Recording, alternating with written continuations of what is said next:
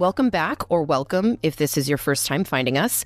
You are listening to Context for Chaos, where we dive into the spirituality within our worldly human experience. Hello, Jessica. How are you? I'm chilling. Welcome to everybody who is showing up for our show and who wants to deepen their experience on Earth in whatever way that makes you happy. Today, what will make me happy? If only it were that simple. I'm excited to talk to you, Vanessa, today about a podcast episode. I want to go into it. I want to hear what you had to say about this episode of Unfuck Your Brain with Kara Lowenthal. Kara was a lawyer, and she moved into life coaching.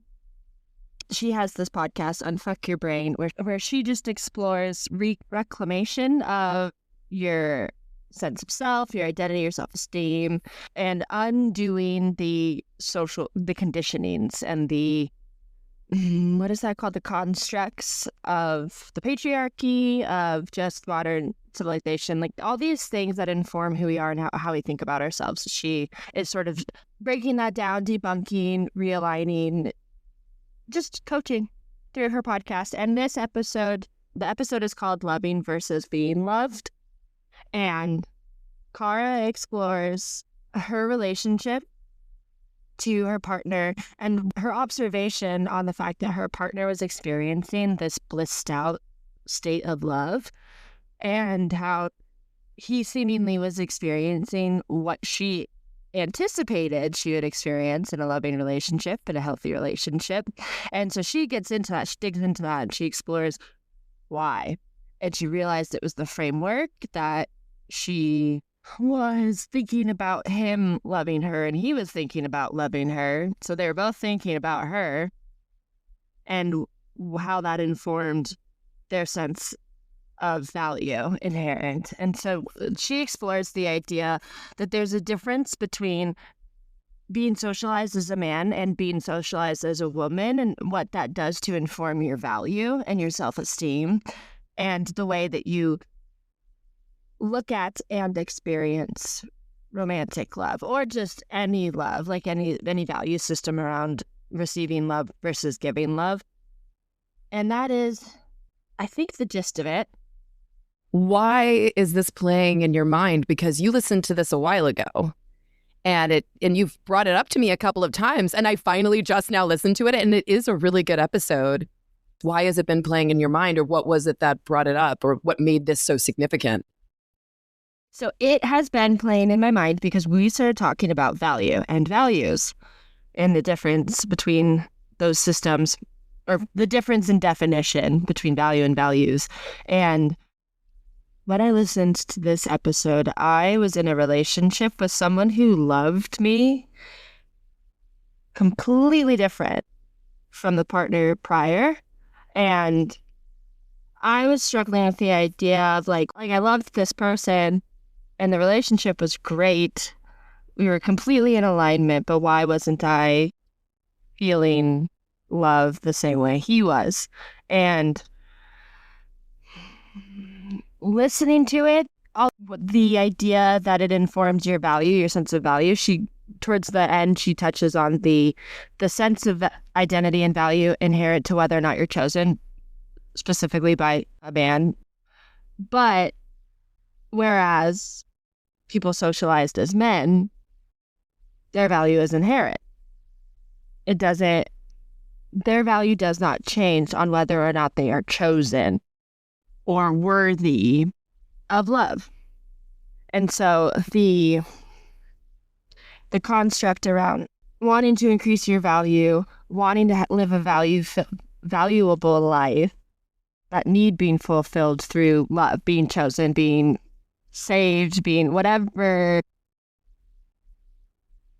story structure you have around it, that resonated with me in the moment. I think I listened to this for the first time in 2023 or maybe 2022, and it came back across because I was keeping current with her releases And then it crossed my plate, I think, again. So I was listening to it, realizing, and this was on the brink of all of my, I was 4 years into sobriety or 3 years into sobriety when I listened to this. And I was just beginning to understand my tendency to date alcoholically and how I was replacing my higher power with affections from another, whether someone deems me worthy of love and affection or just worthy. Totally.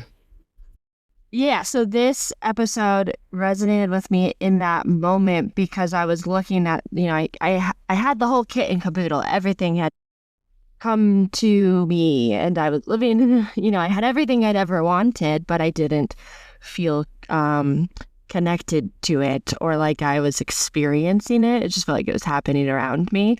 And can I ask you something? Yeah. Yeah, absolutely. I want to know, what's the difference between the two relationships? Oh, yeah. Because you said at the very beginning, like, that you had like these deep dynamics that were very opposite, but one of them sparked you listening to this episode and probably really feeling the contrast by somebody like communicating this episode to you. Okay. Yes. And the reason why I felt the contrast by listening to this episode was because I had, in my own words, the relationship prior I had been loving. And in this relationship I was in, I was being loved. In listening to this episode, that's what was illuminated, was this sense of my value being validated by receiving love when it had felt more wholesome, more connected, even though it wasn't being received in a way that felt in alignment.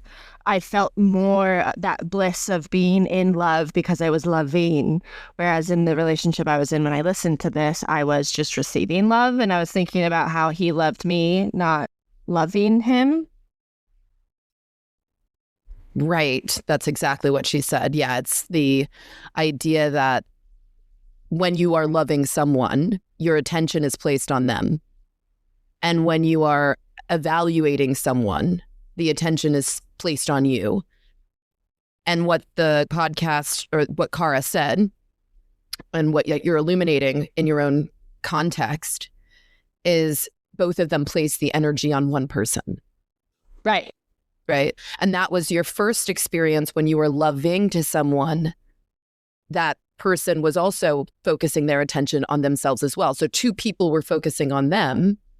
Mm-hmm. And in the next relationship you were in, two people were focusing on you. Is that right? Mm-hmm. Yeah. And Kara says, what does she say? She says, it's creating feeling around someone's performance and loving you. So creating a sense of identity, or like, is your value being confirmed in someone's performance of loving you? Yeah. And, this also talks about how when you're traumatized or when you don't really have a very good example of relationships growing up, we can get into attachment styles, but I think it's more meaningful here to say that we tend to move towards the person who is showing us the most confusion, because we want that person to whip into shape into a person that we can then trust. And as long as there's this, that's what I kind of got from this episode, was the difference between consciously moving towards someone with values, right? Meaning both of you are loving each other and both of you are looking at each other in their own right, that one person is separate from you. And then moving towards a lack of trust, a lack of understanding what your values are, just simply because they're more so about longing. And that isn't a value. Longing isn't a value, So it's hard to wrap your loving around someone who is loving you when, in essence, that person is not supposed to, because you are not lovable, right? So when both people are focusing on one person and that one person's evaluating the other person's ability to love them, meaning she also had like the idea that, based on what she's been told, right? What she's been told a man should do, especially because I think she's talking about a cis-het relationship. Okay, so then to link it to values, what she didn't say, and what I'm curious what this brought up for you, what were you expecting from that relationship where both of you were focused on you, as opposed to what was happening in the previous relationship where you didn't have to, like, the focus on you was like to be obtained. You were longing for it. You were hoping for it one day. In the relationship where you did get the attention and the focus, what were you analyzing that person was giving to you? And was that analyzation ever a positive, or was it always a deficit? I would say, so the sticking point was that I felt I could lay down and die and still receive. Like I felt like I could just give up. Mm-hmm. And I would still receive the same level of attention and care and love. And it felt unconditional in a way, which felt unrealistic. There wasn't that friction of growth. Ah, yes. I felt so unattached to the goals and the dreams of that relationship because as an individual, I didn't understand my values. I didn't understand my value. So the way that I had reached for affirmation was finally arrived in that moment, and it didn't work the way I thought it was supposed to. I realized there was this hollowness in my own identity, in my own self, that there wasn't anything to push me into the next step of self-development because I could have given up and it still would have been enough, which in a way is so beautiful. But with where I was at, it was just like, oh, I'm finally received, like the white knight has shown up. I have been saved. I have been chosen. I have been validated. And why do I not love him like that? Yeah. And so that's why the value thing came up for me in listening to Kara's episode.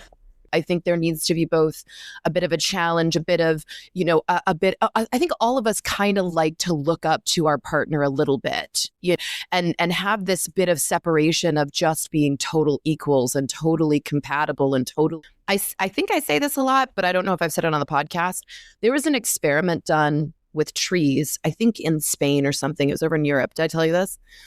And no. It was in a, I know I talk about nature all the time. I know. It was in a massive greenhouse, and they were trying to learn something about the growth of trees. And the trees were growing fine. They got plenty of water. They got plenty of sunlight, but they were in this area. They were in this space. And all of a sudden, they were confined in this space. And all of a sudden they started noticing as the trees got bigger, they started falling over little by little. And as they got bigger and bigger and bigger, they started falling over more and more and more. And you'd think, this is the perfect atmosphere. How would this tree not survive everything? Like nothing is happening to it except all the most beautiful things. But that's when they realized. Is it because they know there's a ceiling? No, how cool would that be? No. But the most incredible thing is that trees, their roots push further into the ground when wind hits them. So they're in a greenhouse and there's no wind hitting them at all. So it's just complete and utter paradise utopia for this tree, and yet it's still falling over. So I think that's a really great parallel of what you're saying is I got everything I needed. Like I know this person, I remember he would cook for you. He would pick you up. He would it was just very noble, sweet gestures all of the time, always wanting to connect, always wanting to be around you. Mm-hmm. And you may not know specifically what adversities you want to feel, or maybe you want to feel them more so with a partner instead of just a person on the outside. But that's still wind. You need some kind of wind to feel like you've weathered something together. Yeah. And I know they talk a lot about vasopressin or whatever in men, about how that's their bonding chemical or something. Is like vasopressin is like when you go up against a threat and you feel like you've bonded with the person. But I think a lot of women feel that way too, because they talk about oxytocin with us all the time. And I think that together, that's a unit. That's two people moving through difficult I'd say experiences more than anything, and maybe individual perspectives, but you're moving through something and you were able to get to the other side. And I think that bonds people beyond just compatibility. And I think a lot of us kind of look at the men, like they tell us like dating apps and stuff, oh, well, just settle for the guy that's like this or whatever. And there's too many of us that are super alive and we don't have to marry anybody for like money or property or anything like that. So I think what you're feeling is probably something a lot of women go up against when they're ready to settle down. But you're not saying, I feel bad for falling over a little bit. You know, I'm not, what I recognize is, I do need wind. I need wind as just as much as I need somebody to love me like that. You know, like I'm not going to settle for either direction wholly. I need both of them. Is that like fair to say? Do you feel like you're close to there on your path? The only thing I would edit is that I got everything I thought I wanted. Yeah. Mm-hmm. You know, and in that situation completely informed my set of ideals, like everything I think I need now. It shifted completely because going into it, and this is where it's the object. She touched on it in the episode. Kara touched on it in the episode. The idea that the female in this situation, it remains an object. Even from her own perspective, she remained an object because she was thinking about his performance and loving her, and he was thinking about loving her. And so she remained an object whose value is inherent on like what's coming at it. And like, so it had me thinking about, I bring it back to values of the, like when you unobjectify or like de-object yourself. Yes. You know, it's like you stop looking at yourself. I stopped looking at myself as an object worth loving and started looking at myself as a person with preferences, with things that make me feel my own value, not like validating that value, just like, how does it feel good for me to love people? How does it feel good for me to show up? What feels good for me to receive? And how do I ask for that? How do I feel when I ask for that? Is it scary? Yes, but like understanding my own value and that does not depend on someone loving me or not. Like it's that fear of rejection and authenticity, you know? If I say, hey, I would like this, and they say, nah, then it's like, okay. That doesn't change the way I think about myself. It doesn't change the way I think about myself. And you're not going to leave me if abandonment too. Like, if they abandon me, I won't abandon myself. Yeah. If they say no, I'm not saying no to myself. I'm saying, okay, that's just, we don't align, instead of, you know, through practicing understanding my value or like, and then searching my values or like searching for values. And then asking where other people are at with theirs and does that align? It's like this loving versus being loved episode prompted the last 3 years of my life in exploring value versus values versus, because, okay. And then I want to hear what you think about this episode and what you took away from it. But one last thing was that this really struck a chord on limerence for me. Because through when I was examining my state of limerence that I existed in my entire life, escapism and fantasy was my number one survival coping mechanism through a tumultuous childhood. And it clicked in 2024, it clicked for me when I was examining my limerence and my state of escapism through the lens of AA, that in the state of limerence, I was only ever fantasizing about receiving love. I was only ever meeting my... Ooh, juicy. Yeah. I was only ever meeting my own perceived needs or desires through receiving love. It was like filling a hole because I didn't receive because my caretakers were absent as a child. So limerence became my number one way of meeting that need of feeling loved and validated and whatnot. And by looking, something clicked for me in looking at my limerence that way of like, I've never dreamed of loving anyone. I've never thought of what it looked like to show up, to be vulnerable, to be possibly denied, you know, or like abandoned or whatever. But so that she struck on that for me, where it's like, if we examine the way the other person's performance, if we examine the other person's performance in loving you, you remain an object. Your value, like you're giving someone the agency of like devaluing or valuing you, and you remain kind of like safe and by relinquishing your agency.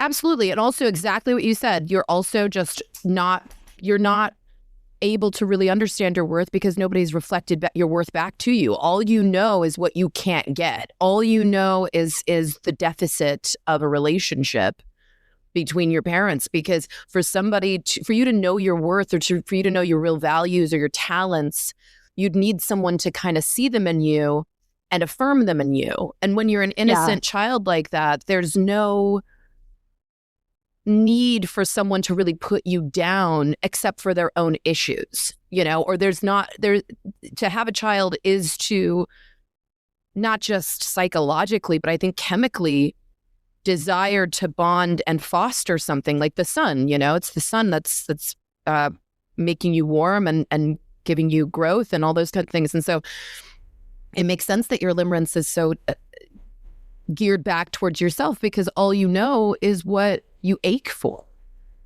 Right. You don't even know what you have to give to someone that's your superpower that probably doesn't work for everybody, but you can't even have pride of it because no one saw it or even really acknowledged it. Like maybe one of your beautiful talents and values that you give to someone is eclectic taste, and for your whole life you've been called out of place or weird. So you don't realize that that's a super talent. You give somebody else the permission to have their own uniqueness and weirdness. And it may not seem like love, but it's a value,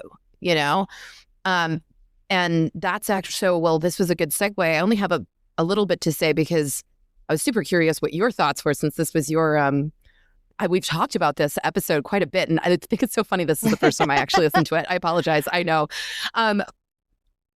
You can see the many roots that grew from this one episode in many. Totally. I'm wary of straying too far in one episode with you on this, but it goes far and wide for me. It's super cool. This episode was a seed point. Yeah. Yes, a seed point. Yes. Yeah. And she had, what I really liked about what she said was, she was looking at it very honestly. So when you all will see in the bio section, again, that you can check out the episode. So I'll say some of the things that I noticed about her delivery of what she experienced. She was very realistic. She was very logical. She kept going back towards being alone, and that being alone was the real calm of her life, that she felt that she's better off alone.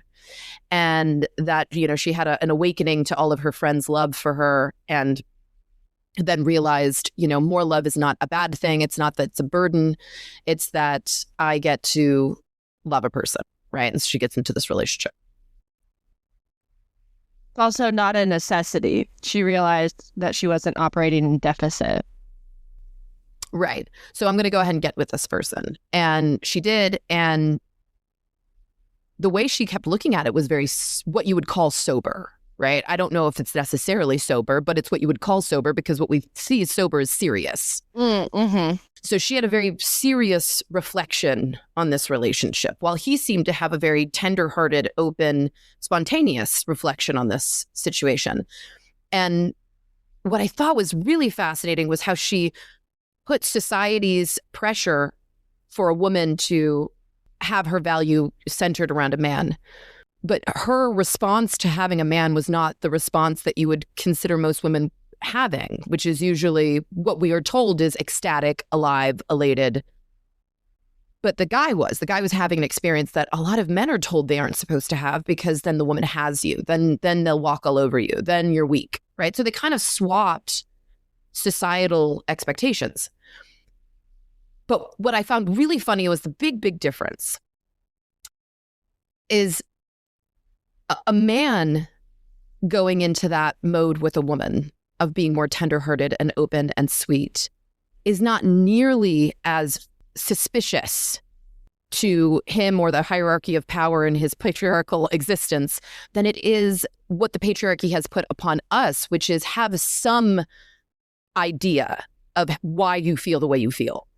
She's obviously scared. So she is completely like, I know that I need to be vigilant about how you treat me in this relationship. And if I'm not vigilant about how you treat me in this relationship, I'm going down the same route as all these other women who just get, I'm guessing, because this is kind of like she didn't really seem like she had a lot in her mind that she was saying was going great about the relationship, but it seemed very vigilant. Like, I want to make sure that I'm treated well. And if I'm going to do this, that we're going to have a relationship that I expect to have.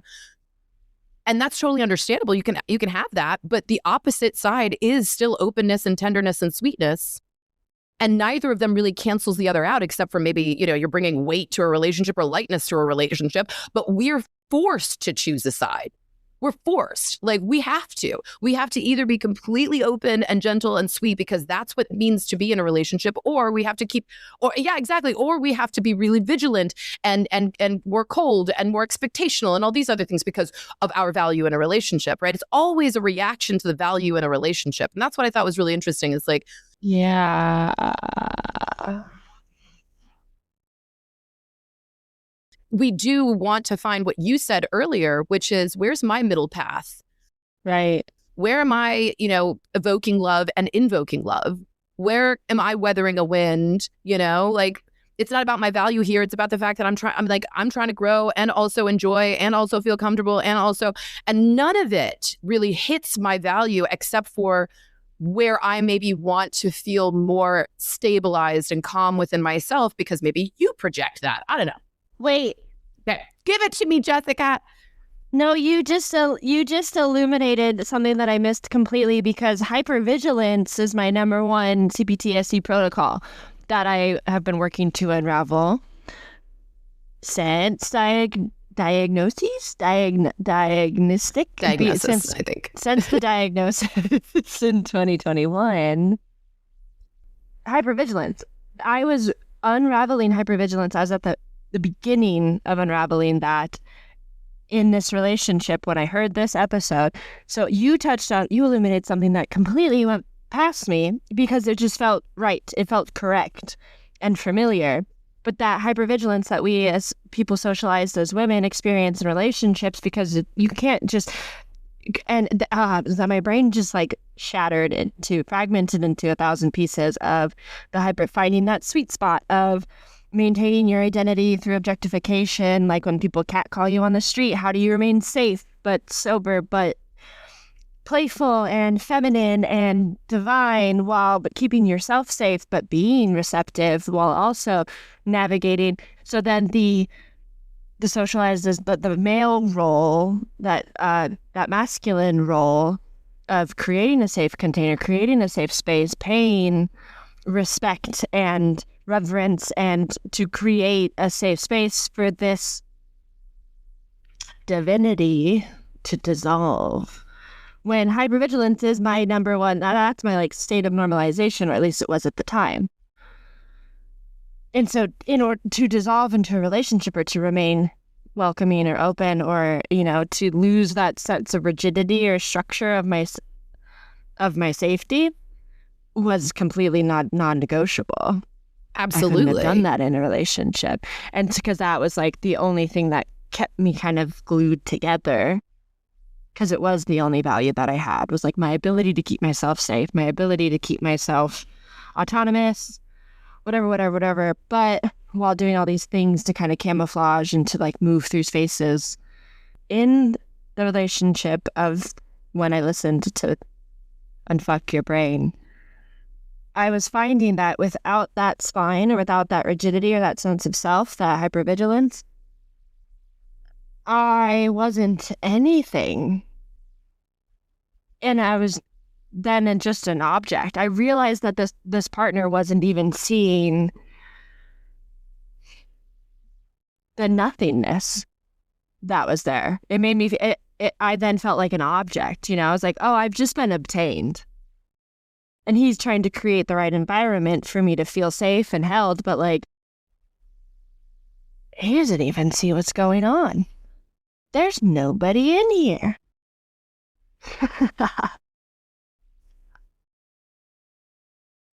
This concludes part 1 of this 2-part episode. We both hope you join us next week for the rest of this conversation. Until then, as above, so below. Blessed be.